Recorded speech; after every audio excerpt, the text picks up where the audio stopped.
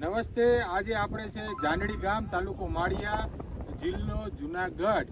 આપણી સાથે છે હમીરભાઈ સિસોદિયા કે જેમણે આ વખતે અંકુર કંપનીનું રનરનું વાવેતર કર્યું છે અને એમના ખેતરની આજે મુલાકાતે આપણે આવ્યા છે. બરાબર, આજે હમીરભાઈ સાથે છે આ ખેતરની અંદર ઉભેલા છે. સૌથી પહેલા તમને રનર બતાવી દઉં કઈ રીતનું રનર છે. તમે જો અહીંથી વિડીયોના મારફતથી તમે બતાવજો. આ ફ્રૂટ તમે જો, આયા જો નજીકની અંદર કઈ રીતે લાગેલા છે, કેવા ફ્રૂટ લાગેલા છે. આ જો તમે સાથે તમે આયા જો, મારી પાસે આવી જાઓ. આ જો ચોક્કસ ડિસ્ટન્સની અંદર કેવા ફ્રૂટ લાગેલા છે તમને ખ્યાલ આવી જાય. આ તમે જો ફ્રૂટ, બરાબર, એકદમ નજીકની અંદર મોટા ફ્રૂટ. તમે એટલે નજીકની અંદર જો ક્યાંય તમને કચરી જેવું તમને જોવા નહીં મળે. બધા નજીક ફ્રૂટ છે. એક વેલાની અંદર 5, 7, 8 આ બાજુ આવી રીતે સિરીઝમાં તમારે લાગેલા છે.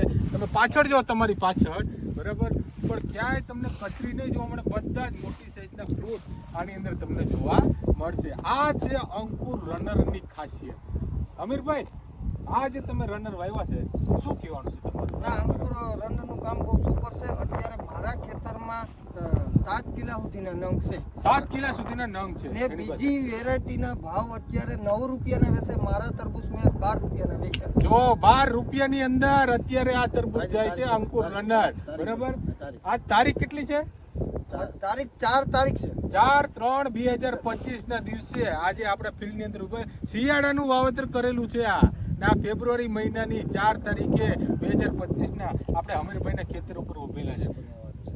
ડિસેમ્બર મહિનાની અંદર આનું વાવેતર થયેલું છે. હમીરભાઈ, બીજું શું કહેવાનું છે આમાં? સારું શું છે? અને તરબૂચનું વેલો મજબૂત થાય ને અત્યારે મારે 11 ટન જેવું ઉત્પાદન મળશે મને એક વીઘે 11 ટન જેવું ઉત્પાદન. આ વખતે બીજા બધાને કેવું મળે એમ છે? અત્યારે 4 ટનથી 3 ટનથી 5 ટનમાં બધાને કામ પૂરું થઈ 3 થી 5 ટન, વધીને સારું હોય તો 6 ટન, પરંતુ હમીરભાઈને 11 ટન. ને મારા તરબૂચમાં 7 કિલાના નંગ ઉપર આજની તારીખમાં વેલો એવો છે કે હજી મારે 15 દિવસ વેલો રાખવો તો મારો વેલો રહી જો તમે ફરતે વેલાની તમે જોઈ લો કેવા ગ્રોથ છે. બરાબર, પાછળ તમે બતાવી દો, પાછળ કેમેરા ઉપર કરીને બતાવી દો તમને કે અત્યારે આવી રીતના મોટા ફ્રૂટ થઈ ગયા હોય છતાં વેલો કે પાછળ નથી પડતો અને બહુ જબરદસ્ત રીતે અત્યારે ઉભેલું છે. બીજું શું કહેવાનું છે? કચરીના પ્રમાણના બારેમાં તમારે શું કહેવાનું છે? કસરી છે જ નહીં. મારે પ્લોટિંગ ખાલી થતા મારે કસરી દેવાનો સવાલ જ નથી. નહીં, કસરી દેવાનો બિલકુલ નથી. ભાઈ પાસે કચરીના કોઈ પ્રમાણ નથી. ને ઉનાળાની સીઝનમાં ગઈ સાલ હતા મારે વીઘે 12 ટનનું ઉત્પાદન અંકુર રનરમાં મને મળ્યું. શું વાત છે? હા, મને મળ્યું. ગયા વખતે ઉનાળામાં 12 ટન તમે મળેલા હતા. કચરી કેટલી હતી એમાં?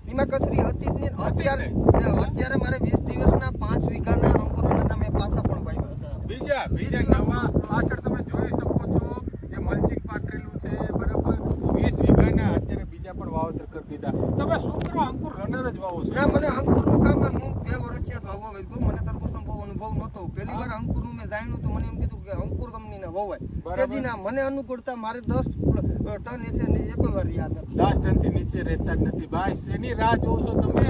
અગર તમારે પણ મબલક ઉત્પાદન લઈ આવવું છે તો શું વાવવું જોઈએ? ને અંકુર રનર વવાય. રનર જ વાવો. ને હું તો એમ કહું કે ખેડૂતને બિયારણ તો ઘણાય મળે છે, ઘણી કંપની છે, પણ મને તો આની અનુકૂળતા આવી કે આપણે 100% રિઝલ્ટ મળ્યું 2 વર્ષ. 2 વર્ષથી આ વખતે પહેલી વખતે નથી વાવતા ભાઈ, સમજો તમે. અને અંકુર રનરનો વેલો તો નહીં જ પડે. ઈ તો હું તમને કહી દઉં કે છેલ્લે સુધી તમારે કટિંગ આવી ગયા સુધીમાં વેલો નહીં પડે. ઈ ગેરંટી હું આપું. ગેરંટીથી કહે છે ભાઈ. શું કરો? અનુભવ બોલે છે. 2 વર્ષથી વાવેતર કરે છે, મબલક ઉત્પાદન નીકાળે છે અને તમે આ તમારી નજર સમજ જોવો છો. તમને ખાલી 10 ફૂટની અંદર ફ્રૂટની સંખ્યાઓ બતાવી દીધી. બરાબર, પણ માવજત બહુ કરવી પડતી છે. માવજત કરવી પડે, પણ બીજા બધાની સરકારમાં ખર્ચા અને રોજ જીવન ના આવતું જ નથી. બીજું કઈ ખોટું એટલે નોર્મલી મેં અત્યાર સુધીમાં જીવાતની 4 વાર દવા છાંટેલ છે. 4 વખત 4 વાર ને 2 વાર ફૂગનાશક મારેલું છે. બોલો ભાઈ, બોલો. એટલા 2 ખાલી વાર ફૂગનાશક આવી નજીવી ટ્રીટમેન્ટની અંદર તમને આવો મબલક પાક મળે. બરાબર, તો શું કરવાના? શેની રાહ જોવો છો તમે? અગર ઉત્પાદન જ લઈ આવવું છે સારું, અને બીજું શું જોવો છો? ના, ભાવ સારા. મારે 12 રૂપિયાના મેં વેચા છે. મારો આગળના મારે 7 ટન કાલે ભરાવી દીધા મેં. 12 રૂપિયા લખ્યા. 12 રૂપિયા લેખે 7 ટન તમે માલ ભરાવી દીધો. બરાબર. હા, અત્યારે આ મારું 2.5 વીઘાનું વાવેતર છે. 7 ટન ભરાવી દીધા. ને ભરાવી દીધા ને અત્યારે 8 ટન ભરાવતા હજી મારા અંદાજ મુજબ 12 ટન માલ થાય અમારે. ઓકે, તો તમે વિચાર કરો તમે કે 11 ટનની નીચે ઉત્પાદન રહેતું નથી. લોકોએ આ વખતે શું તકલીફ થઈ શિયાળામાં? ફ્રૂટ સેટિંગ જ નતા થયા. કોઈને હતું જ નહીં સેટિંગ. બધાને હતું કે એવું કે મારે ખુદને મને એવું હતું પણ આજની તારીખમાં હું જોઉં તો 10 ફૂટમાં મારે 20 ફ્રૂટ છે. આજની તારીખમાં મારે ખાલી કોઈ પ્રશ્ન એવો નથી. બરાબર. ને પહેલા તો એમ થતું હતું બધાનાથી પ્રશ્ન સાંભળતા હતા કે ભાઈ આ ઓવર કોઈને ફ્રૂટ જ નથી પણ છતાંય મારે અત્યારે આજની તારીખમાં ફ્રૂટમાં કઈ ઘટતું ને ફ્રૂટ એક તમે જોઈ લો, આ છે અંકુર રનર. તમને બધાને વિચાર એક જ આવતો હોય કે તરબૂચ તો વાવો છે પણ ઉત્પાદન કેમાં મળે? અંકુર રનર અંકુર રનરમાં મળે. તો ખાસ ભૂલતા નહીં, જેની રોગ પ્રતિકારક શક્તિ સારી છે, ઉત્પાદન અને ફ્રૂટ લગાડવાની જેનામાં તાકાત છે, જેમાં વધારે એવું ફ્રૂટ હું લાગે તો છે. અંકુર રનર જેવો વેલો જાડો થાય જ નહીં. ગમે કંપનીનું વાવી લેવાનું. મેં તો અવારની તારીખમાં 20 પ્લોટ મેં જોયા બીજી કંપનીના. મેં ખુદ જોયા પણ આવા વેલાની મજબૂતાઈ તો નહીં જ મળી. હું તમને વેલાની મજબૂતાઈ તો નહીં જ મળી. જો તમે પ્રગતિશીલ ખેડૂતોના જે શબ્દો છે તો આ તમે જો, આ તમારો વિડીયો આખા ગુજરાતના બધા જ ખેડૂતો પાસે જવાનો છે. ના અંદર જવાનો છે. અંકુર રનર વાવો. હું તો એવું માનું છું કે અંકુર રનર વાવો. આપણે 2 વર્ષનો અનુભવ છે ને હું વાવું છું ને અત્યારે પણ છે ને હજી મારે ઉનાળાની સિઝનમાં મેં અંકુર રનર વાવ્યા છે. તો મિત્રો જોઈ લો કોન્ફિડન્સ, અને આ જ કોન્ફિડન્સ ને એક તો વેપારીને વેચવામાં ફ્રૂટ સારું થાય એટલે વેચવામાં ભાવ તાલે 1 રૂપિયાનો ફેર ઈ પડે છે. બીજા કંપની કરતા 1 રૂપિયા ઈ માંગણી સારી થાય છે.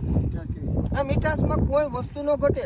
એની ક્વોલિટી મીઠાશ એમાં તો 12 રૂપિયાના વેચાણા હોય નકર તો ન વેચાય ને મારે. ભાવ તો પૈસા તો એટલે જ આવે ને યાર, બધી જ રીતે સારું હોય તો. બાકી કોઈ લેવા વાળા પૈસા એમને નથી આપતા. તો ખાલી એટલું જ કહેવું ને, કોન્ફિડન્સ જો, અને તમે પણ આ જ કોન્ફિડન્સથી આનું વાવેતર કરો અને સારા પૈસા કમાઓ. જો મળે તો જરૂરથી અંકુર રનરનું વાવેતર જરૂરથી કરજો. ખૂબ ખૂબ આભાર આપનો પણ.